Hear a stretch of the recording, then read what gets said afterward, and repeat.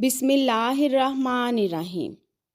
سبزیاں پکاتے وقت جب تیل گرم کریں تو اس میں 1 چٹکی ہلدی ڈالنے کے بعد سبزیاں شامل کریں۔ سبزیوں کا قدرتی رنگ برقرار رہے گا۔ عام سبزیوں کی طرح سلاد کے پتے بھی تھوڑے سے تیل میں لہسن، نمک اور مرچ شامل کر کے پکائے جا سکتے ہیں۔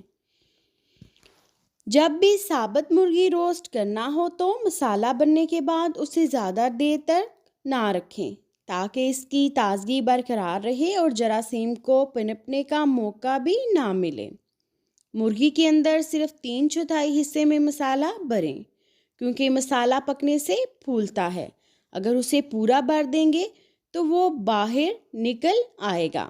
مرغی کے اندر مسالہ بھرنے کے بعد اس کا سینہ سوئی دھاگے سے سی کر بند کر دیں۔ پھر مرغی کی ٹانگوں کو مضبوطی سے مرغی کے ساتھ اور اس کے ونگز کو پیچھے کی طرف موڑ کر باندھ دیں۔ مرغی روسٹ کے لیے تیار ہے۔ نمک والا مکھن 6 ماہ تک جبکہ پھیکا مکھن صرف 3 ماہ کے لیے فریزر میں محفوظ رہتا ہے۔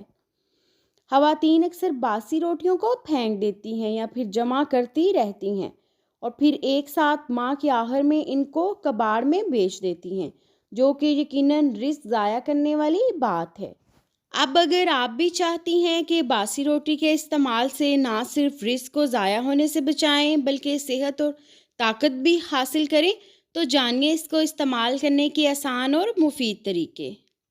دودھ اور باسی روٹی۔ دودھ میں باسی روٹی ڈال کر کھانے سے جسم کو بہت طاقت ملتی ہے اور ہڈیوں کی مضبوطی میں بھی مدد ملتی ہے۔ 1 کپ دودھ کو گرم کریں اور اس میں باسی روٹی کے چھوٹے چھوٹے ٹکڑے ڈال کر مکس کریں، اور اگر آپ کو شوگر نہیں ہے تو اس میں چینی شامل کر لیں اور کھائیں۔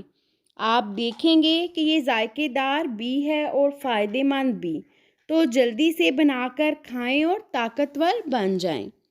ملیدہ اور باسی روٹی۔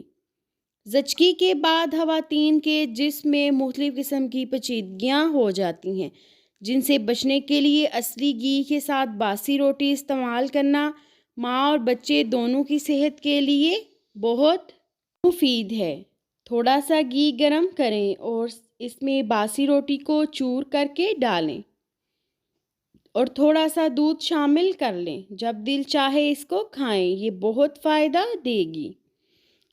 کھانے پکاتے ہوئے زہریلی چیز کا شک دور کرنے کے لیے وہ چیز کھانے سے نکال لیں اور آگ میں ڈالنے سے اگر نیلے رنگ کے شعلے نکلیں تو کھانا زہریلا ہوگا۔ سانس کے عوارض۔ لیموں کی مدد سے سانس سے متعلقہ عوارض پر قابو پانے میں مدد ملتی ہے۔ سانس اور دمے کے امراض میں بہت مؤثر ہے۔ تھکن میں مؤثر۔ لیموں کے تیل میں دماغ کی سرگرمیوں کو متحرک کرنے کی بھی صلاحیت ہوتی ہے۔ جب بھی آپ بغیر کسی وجہ کے تھکاوٹ محسوس کر رہے ہوں یا توجہ مرکوز نہ کر پا رہے ہوں تو لیموں کے تیل کے 4-5 قطرے آروماتھراپی لیمپ میں شامل کریں اور فائدہ اٹھائیں۔ شہد یا کسی بھی طرح کا جمع ہوا سیرپ بوتل سے نکالتے وقت اگر اسٹیل کا چمچ گرم پانی میں ڈپ کر کے استعمال کریں تو شہد یا سیرپ چمچ کے ساتھ نہیں چپکے گا۔ امید ہے کہ یہ ویڈیو آپ کو پسند آئی ہوگی۔ ویڈیو پسند آئی ہے تو پلیز چینل کو سبسکرائب، ویڈیو کو لائک اور شیئر کرنا مت بھولیے گا۔ Thanks for watching. اللہ حافظ۔